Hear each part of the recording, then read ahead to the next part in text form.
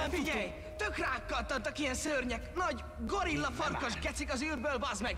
Valami lény lezúgott az égből, megvágta Mózis, de leszúrtuk! És most lejöttek a haverjai, de durván! És Mózis lekapcsolták, de ezek megtámadták a kocsit, szétszedték a kopókat, mi elkötöttük a járgányt, és itt menekülünk! Így volt!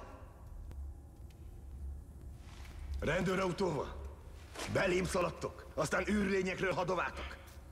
Ez így nagyon nem kóser. A srác még bilincsbe van.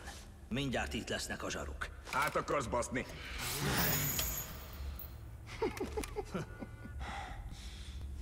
Mi? Most ki akartok nyírni? Tényleg ti engem? Ki akartok állni velem?